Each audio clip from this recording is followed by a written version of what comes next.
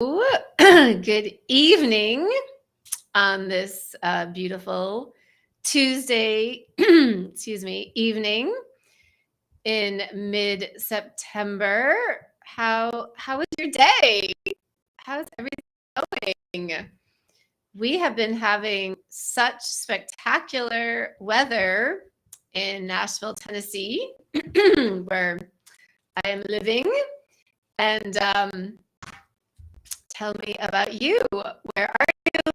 How's the weather? How was your day? This September 13th day in our lives. So I am back with the Uncensored Diary of a Divine Feminine Rising. I am feeling very guided to jump on here and just talk about what I am moving through as a divine feminine and wanting to really hold space for everybody who feels resonant with what I'm talking about. I would love to know what you are moving through, what your challenges are, what your wins are for the day. If you have certain fears coming up, certain knowingnesses coming up, this is just a really safe place to share our journeys. So I see there are some people tuned in. Hello, hello. I can see the chat if you want to let me know who you are and where you're listening from. I would love to get to know you. So, okay, so I'll just give you a little rundown on my day. So I held the first evening of a 3-day masterclass tonight. It was really great. The masterclass is called Activate Your Inner Shaman. Hi! Someone is saying, hey, Tassel, good to see ya. I'm so sorry. I cannot always see the names that come through. So I would love to know exactly who you are if you want to share your name. And it's good to see you too. Yeah, so today we did the first evening of a 3-day masterclass in activating your inner shaman. How cool is that? Who doesn't want to activate their inner shaman? I mean, come on. It's pretty awesome. And so tonight we had about 12 people, maybe 13 in the class, which was really great. And we did a shamanic journey. Oh, it's Joe. Hi, Joe. My brother Joe. So great to hear from you. I have missed you, dear sweet brother. How are you? Are you in Hawaii? How's everything going? Let me know. I have great love for you, brother. Yeah, so we did a shamanic journey together as our first evening of activating our inner shaman. And I think people shared afterwards, it was a powerful experience, I think, for most people. Some people had done shamanic journeying before. For some people, this was their very first time. So it was very exciting to introduce some of the folks to shamanic journeying for the first time. And we talked about all the different aspects of shamanic journeying, of soul retrieval, of direct messaging from your guides, of spirit depossession, otherwise known as exorcism, of psychopomp work, helping family members or friends transition from this plane to the next plane, and lots of other things. So shamanic journeying is there's a lot you can do with it. It's really exciting. Oh, good, Joe. Going good here. I've been working on my own stuff a bit and stuff. Awesome. I'm so glad to communicate with you. So that was really great. And actually, there are 2 more nights of the masterclass if you feel like joining. There's a registration link on my Tassel Faith Shamebrook Facebook page if you want to come tomorrow night and or Thursday night. We're going to be doing some more journeying. We're going to be connecting with our higher self and our highest and best life path. And on Thursday, we're going to have a sacred ceremony to really magnetize in our heart's deepest desires. So it's a really great masterclass. It's free. Feel free to join. So that was really exciting to get that going. And I think everyone had a good time. Someone else is saying hello. Hi. And I'm so sorry. It doesn't always show the name. So someone says, hi, Dr. Tassel Shamebrook. And if you want to tell me your name, that would be awesome. So that was really positive. And then tomorrow, I have a really big interview for my Metamorphosis show on the Transformation Network.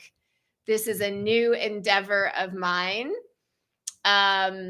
Tomorrow, I'm interviewing Serena Dyer, one of Wayne Dyer's beautiful children, and she's just a beautiful soul. She's an author of 2 books and a mom and just a really bright, shining light. And I feel a real connection with her. And so we are going to be chatting about metamorphosis, our individual metamorphosis and how there's a collective metamorphosis taking place on the planet.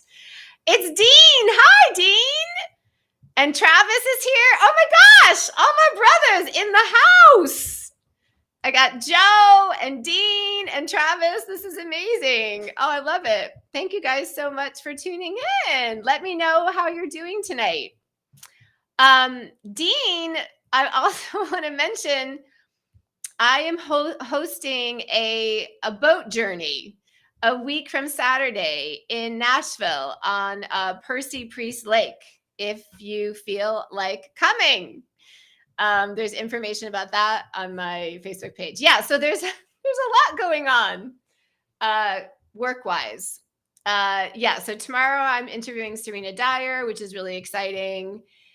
And then I'm doing a boat journey a week from Saturday. Anyone who's in the Nashville area, please come. It's going to be really fun.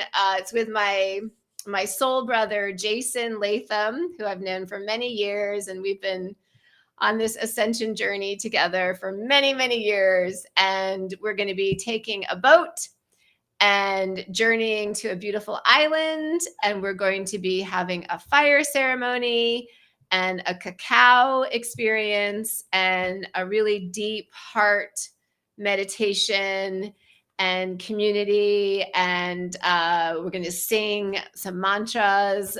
Jason plays the harmonium, doing some kirtan. Anyway, it's going to be awesome. So if anyone wants to join us for that, that is Saturday, September 24th. And then I might as well just say everything I'm doing. Why not? One more really big thing coming up this month is I'm launching my 12-week container called the Metamorphosis Journey, which really is about coming back to yourself, coming back to your sovereignty, your guidance, your peace, your wholeness, your self-leadership. And we're going to be doing a lot of shamanic journeying every week, as well as spirit animal invocation. Each week, there'll be a different animal that we are drawing in their strengths and gifts. The first week is the wolf for self-leadership. So that experience is going to be really amazing. And if you have any interest in that, you can just message me. And I can give you more information about that. So that's my work life. So everything went well in my work life today. I will say all sorts of different fears come up throughout the day around my work. Insecurities come up. am I good enough to host these events? Will people want to join them? Am I good enough? That's a big energy that's coming up for me, like self-worth, basically, that has really been coming up for me. So I'm really looking that in the face, and just seeing what energy is coming up around that. And I do see I have insecurities. I have some gaps in my self-worth. And I do think a lot of it has to do with past experiences of not feeling valued by other people and internalizing that. And I'm able to sort of see from a different perspective now. And actually, I did a shamanic journey on this where my guides showed me a lot of people in my childhood that they were just going through so much, and they were not really able to value me in the way that they might have wanted to. And then I took that on as that there was something wrong with me. So I'm unraveling that piece and really coming to understand that, I have been whole and worthy of love the whole time, and really just in a stage of really giving myself that validation, that love, rather than searching for it on the external. This is a big initiation, I think, for a lot of us, about really, I love this term, inner partnership, about really being our own best friend, our own mother, our own warm blanket, our own hug, no matter what, that we have ourselves. I feel this is a big invitation I know for me, and I think for many of us during this time. So I'm still moving through all that. I wouldn't say it's completely grounded in yet by any means. I can see that I have places I can really more fully ground into my own self-worth. And it's just sort of interesting seeing where the gaps are and when it comes up. And I just want to share that one of the messagings or guidances that comes through so much is that we're just here on the planet to be ourselves. We're not here to be anything but ourselves, our truest, most authentic, vulnerable, just to be us. And I know for probably almost my entire life, I have felt I'm supposed to be someone else. I'm supposed to be smarter or more articulate or better at this, or, oh, I wish I could astral travel. Or just that I'm supposed to be, I just wanting to be something more than I actually am. And I'm really in this self-worth adventure, expansion, really wanting to just embrace exactly who I am, and that is more than enough for me. And if I'm in a relationship with someone, that would be more than enough for them too.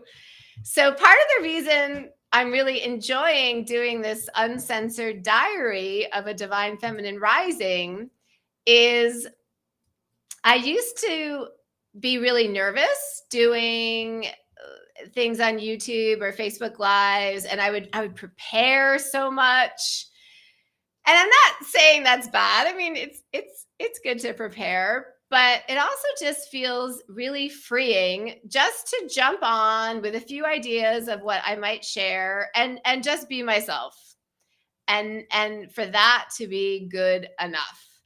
And I hope to just sort of show that, if that's resonant for you too, that just to show up as you are is beautiful, is what the world needs. You, in your most perfect, authentic expression of yourself, is a missing puzzle piece to this precious world and to the evolution of the earth into a more peaceful, joyful place. So I'm really working through all that myself. And if any of you, if that's resonant, I'd love to hear in the comments. Hi, Christina. Good evening, beautiful sister. And yeah, please let me know how your day was. What were your challenges? What were your wins? Did you have certain fears come up? How'd you move through them? So I talked a bit about self-worth and self-love. And okay, another thing I wanted to share that's really coming up for me as well is that so I'm in what I believe is a twin flame relationship, and it's a very interesting, challenging journey. And right now there's some distance but between us geographically. There's distance. He lives in Canada, and then there's some, just we're each kind of being in our own space and moving through what we need to move through. So there's some emotional distance, I would call it. And this is not my human's favorite thing at all. I really like closeness with everyone I'm in relationship with. So my human has been, it's been challenging for her. And one of the things that I've really noticed during these periods of distance is just observing, well, who is showing up in my life now? Who is connecting with me, and what opportunities are presenting themselves? And this is just, it's really fascinating. It's almost just looking at everything like, sort of a science experiment or a movie that we're in. So there never really seems to be a complete void space. I mean, I've talked a lot about the dark night of the soul and these tower moments where everything seems to fall away. And often I do believe spirit is isolating us, so that we can go within, and so that we can develop this really close synergy relationship with our higher self, and so that our higher self can really come through us very purely. And I think that is a real thing. I have felt very isolated by spirit for the past 6 years. In general, I have spent an enormous amount of time alone. Someone is saying, maybe it's Joe saying, haha, yeah, twin flame stuff is intense. Oh yeah, we have a few twin flamers here. Yeah, it's intense, right? It really is intense. So, but what I'm really noticing is that there's actually so many people connecting with me and so many opportunities presenting themselves to me right now. And to me, it feels like all we need to do is say yes. It's like sometimes when I go on a shamanic journey, or when I go into the Akashic records, I will see this image of being on a boat or a raft on a river. And as spirit is embodying me, I'm just on this raft going down the river of life, and different things are going to come to me from being on this river. And all I really need to do is say yes. I just need to say yes to the opportunities. And that's been my practice over the past several years. I just and this, I believe, is a very divine feminine energy that I've gotten more comfortable with. It's less about forcing things and like going after things, but more receiving what is coming in. And so over the past several years, I just say yes to opportunities that come in. I mean, I research them and I do my due diligence. There's some practicality there, but basically, I feel just the universe brings me opportunities, and then I just say yes. And there's many examples of this. This new show that I have on the Transformation Network, my Metamorphosis show. This network contacted me several months ago, out of the blue. It felt like a gift that the universe was bringing in. I said yes. So far, it's been amazing.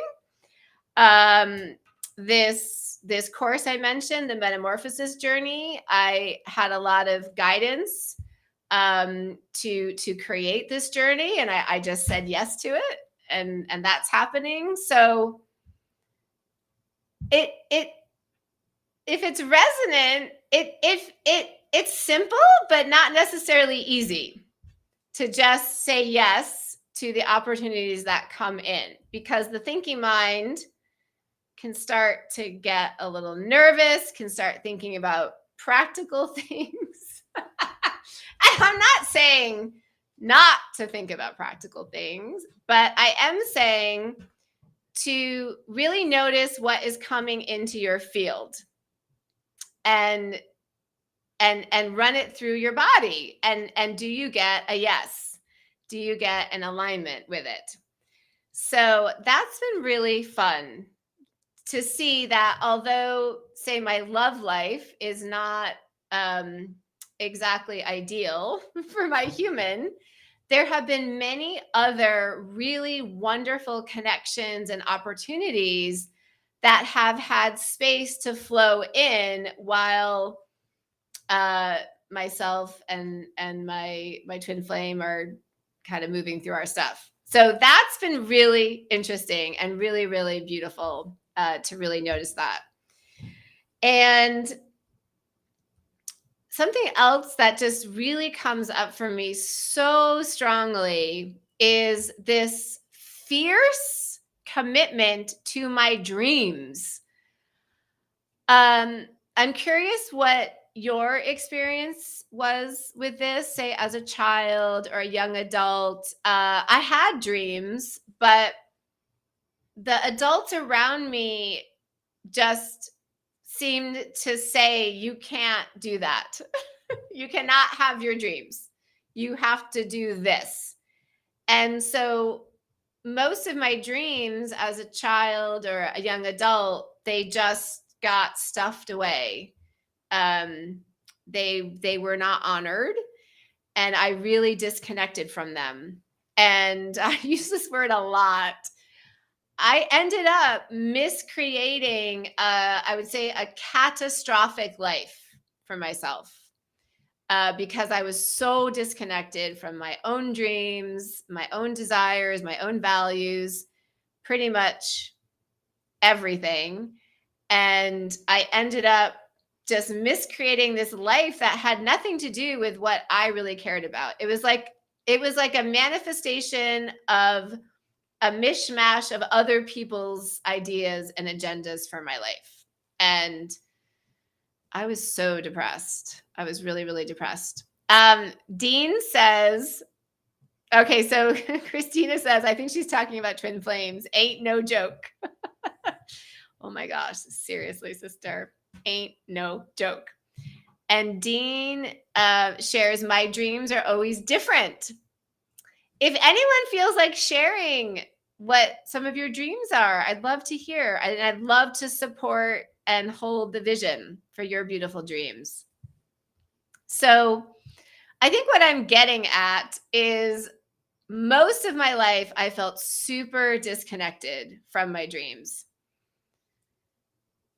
It's something that takes time to realize what you want and what your dreams are. It's different now than what it was when I was 20, feels more mature and stuff. Yes. Okay. One of the practices I love doing with clients, actually, we did it tonight in the first night of the masterclass, is dropping into the heart and asking the heart what its dreams are. This is really interesting to do because if we're up in our thinking mind and we're like, okay, what are my dreams? Sometimes they're a bit limited because we're also thinking about what seems possible. But when we do this exercise and we drop down into our heart and really just speak to our heart will tell us, and it's not concerned with the hows or practicalities because the heart knows that the universe is fully supporting our deepest heart's desires, and the universe can work miracles, and it's not our job to figure out the how. And the heart really knows that.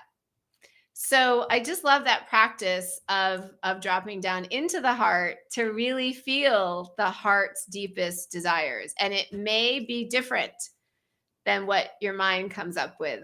So a really easy practice, and we can just do it right now if you feel like it.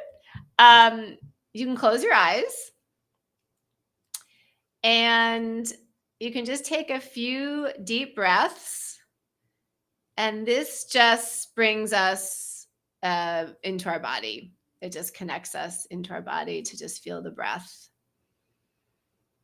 And I'm just going to invite you to imagine dropping your consciousness down from your brain, the brain up here, into your heart space, into your heart mind.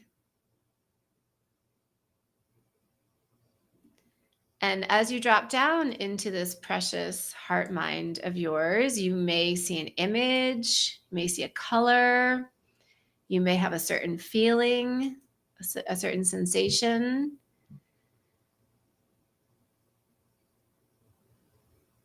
And we can just settle in there, possibly taking a couple more deep breaths. And then you can just ask your heart to talk to you.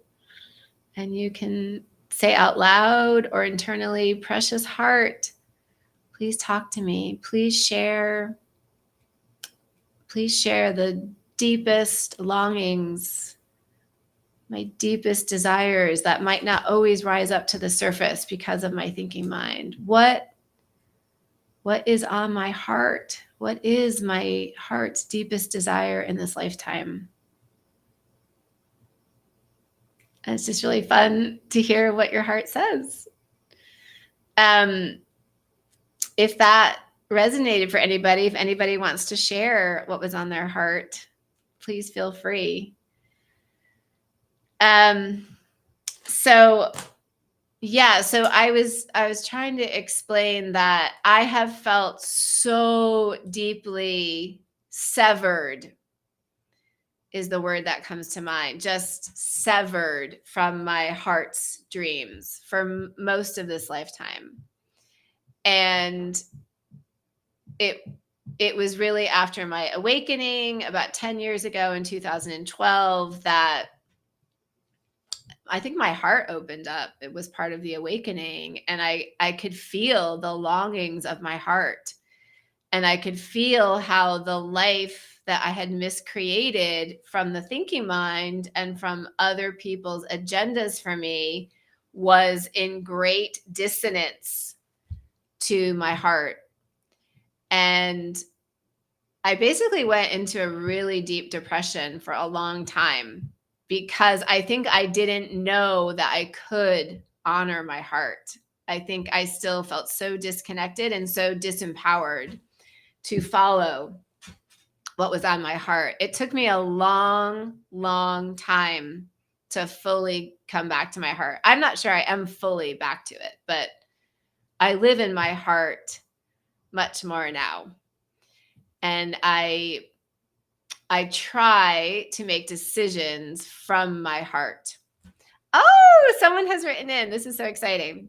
My heart tells me I want everyone to be happy, content, and loved, and I would want the world to be at peace. That's so beautiful. That is absolutely gorgeous. I love that. Thank you for sharing that, Dean. That is absolutely beautiful. What a beautiful heart. in your precious body. So at this point in my life, I feel married to my dreams. I also feel really married to my truth, and my own value. I guess I feel married to a lot of different. I guess it's a polygamous marriage, we could say. But one of the things that just is coming up so strongly in this moment is just this marriage to my dreams. Just such a commitment to bringing through my dreams for my life. One of the practices that I love doing, it's a self-love practice, is taking a picture of yourself as a child and putting it in a really lovely frame and just putting it in a place of honor in your home. So I have a little picture of myself as probably like 8 or 9, and I'm really cute. I have little brown short hair and just a very sweet, innocent look on my face. And part of the reason that I feel so committed and so married to my dreams is because of her, is because of my little self that, like many of us, went through a lot and survived, and never gave up hope. Never gave up hope that things would work out eventually, and that she could realize her dreams and live happily ever after. Not to say that there's probably always going to be challenges and certain initiations we move through, but I always get the guidance that we are here on the planet to bring through our dreams. We are also here evolving and ascending and moving through different things. Yes. And simultaneously, we can also have our dreams manifest as well. So my commitment, my marriage to my dreams, so much of it is out of loyalty and solidarity to my little younger self who wasn't able to experience her dreams and went through a lot. And I want to give her everything. I want to give my little girl everything I can. So, and a few other things around that I really like. Dr. Pat, who is the amazing CEO of the Transformation Network, where I have my Metamorphosis show. I love her. I've become good friends with her. I interviewed her on my Power of Self-Love Summit over the summer. And she just has the most amazing sound bites. She just, oh my gosh, she's amazing. And one of the things she said, I think it was in that interview, or it might have been just in a private conversation we had. She said, "Are you playing it safe or are you playing to win?" That just struck me and resonated so deeply with me. Are you playing it safe in your life or are you playing to win? And just let me know how that phrase resonates with you. I freaking love it. I love that so much. I'm playing to win. I'm not playing it safe. I am not playing it safe. I'm playing to win. And I'm playing to bring through all of my dreams. And I'm taking some chances. And I'm playing big and I'm going for it. I'm carpe diem, DMing it. So I just love that so much. I'm playing to win. I'm playing to win. I'm playing to bring through all of my dreams. And then I also love this phrase, I don't know how, but I'm going to do it. I love that too. So like probably a lot of you listening, I'm an entrepreneur. I'm a single mom. I don't have any family where I live. I do a lot on my own. And I have to figure out a lot of stuff. Whether it's things in my house that break or things in my business, especially around technology, which is not always my favorite thing to have to figure out, but that's my motto. I don't know how, but I'm going to do it. And again, this just brings me back to we don't have to know the how. We don't have to know the how. I mean, I just pray all the time. If I'm stuck, I don't know how to do something, I ask for divine assistance. Please show me the way. One of my favorite prayers is I ask the I am presence to take control of the situation and bring it to highest and best. I do that all the time. And it feels like the help comes in just like that. So these phrases are really connected for me to I'm married to my dreams. I'm playing it to win. I don't always know how I'm going to do it, but I'm going to do it. And what else do I want to share? Does anyone want to share anything? I don't mean to hog the stage here. It's funny because I can't see you, but I do feel you. So if anyone wants to make a comment, I'd love to hear what you're thinking in general and how your day was. I'll just share maybe one more point. Oh, good. Dean, thank you, Dean, for stating your name. I appreciate it. I love risk taking when it's in the direction of my goals. Yes. Amen, brother. And one of the ways I do this is I ask myself, if I didn't have any fear, what would I do? So if I'm making a decision towards the directions of my dreams, in the direction of my goals and dreams, and fear comes up, I ask myself, okay, if I didn't have the fear, would I do this? And if the answer is yes, then it feels like that is the path. The path is often just overcoming our human resistance and our human fear. So I love that. Thank you so much for sharing that, Dean. Okay, this other point I was going to bring up is intimacy. Intimacy. And I'm really talking about emotional intimacy, although physical intimacy is wonderful too. But this particular time, I'm really talking about emotional intimacy. And so I said, I'm married to my dreams. I'm married to the truth. And I just feel so married to intimacy. And to me, intimacy and emotional intimacy and truth are the same. To me, emotional intimacy is just truth. It's just radical, vulnerable truth. And the more I live in this incarnation, the more I treasure emotional intimacy.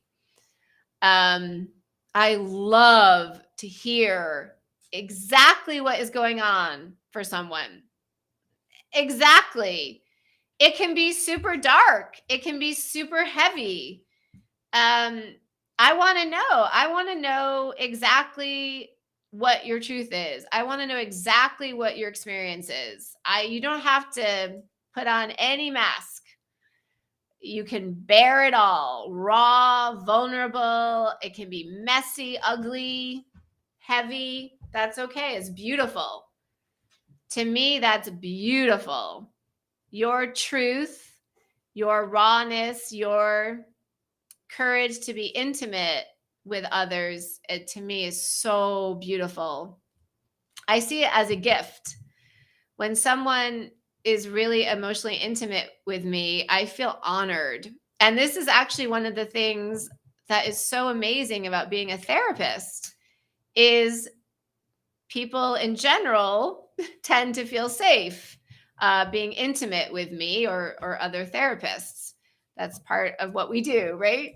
So that has always I just feel so honored. It's such an amazing aspect of being a therapist is people being intimate and sharing the stuff. And some of it is really painful. Some of it's really heavy. But to me, it's all beautiful. It's all the human experience. And the human experience, as we know, can be messy. It can be heavy. It can be dark. And just to share all that is beautiful. And then I feel when I share my truth, my intimacy, my emotional intimacy with someone, I feel that it's a gift to them. It's a mutual, it's a mutual gift giving. It's a Christmas to really share one's truth. And to me, those are the relationships I just treasure so much. I call him my brother, Jason, who I've known for many years. We met in a spiritual group many years ago, and we consider each other siblings at this point. And we've always been able to be really emotionally intimate with each other and really just share everything. And, things have come up between us that have been a little awkward at times, and we've been able to share those things. And, I've just told him everything, my darkest stuff I have shared with him, and I believe him with me. And to just at least have one person in your life like that is such a gift. It's such a gift because you feel you can totally be yourself and be accepted and loved. And so I'm really realizing like he's really been this relationship that has templated a lot of unconditional love for me, that I could totally be myself and share everything and still be loved, not be sort of maybe abandoned or run away from because someone's uncomfortable with what I'm saying. So that's been really beautiful. Jason, if you ever hear this, thank you. And I hope everyone has that. And maybe you have that in a partner. Maybe you have that in a spouse. Maybe you have that in a sibling, a best friend. It's one of the greatest gifts, isn't it? Dean, thank you so much. You are sharing so many beautiful thoughts. There is personal validation in emotional intimacy and closeness, which we all need. Yes. Oh my gosh. It's amazing. I just really love emotional intimacy. And it's funny because it's funny to me because I am the only adult in my home with my kids. Right now, they're all doing their homework. And this diary, this live that I'm doing, it feels very emotionally intimate with you all. And I don't know, it's just kind of funny to do it over the internet like this, but this is feeling very emotionally intimate to me, which is great. And thank you so much for listening and sharing. So yeah, I think maybe that feels good for tonight in the Uncensored Diary of a Divine Feminine Rising. Thank you so much. I've really enjoyed being emotionally intimate with you. I hope it's been enjoyable for you too. And yeah, maybe I will pop on again tomorrow night. This seems like this might be a daily thing that I do. I really enjoy it. It's nice to talk to you all. Thank you so much, Christina. Thank you for coming on. Dean, thank you. Travis, Joe, everybody else listening. I really appreciate you. Thank you for everything. And I'll probably be on tomorrow. Okay. Oh, wait, there's one more message. Thank you, Dean. You're so sweet. This was nice. Thank you so much. You brought so much to the conversation. You are a very deep, compassionate being. Thank you. All right. Have a great night. So much love to you. Beautiful brothers and sisters. So much love. Good night.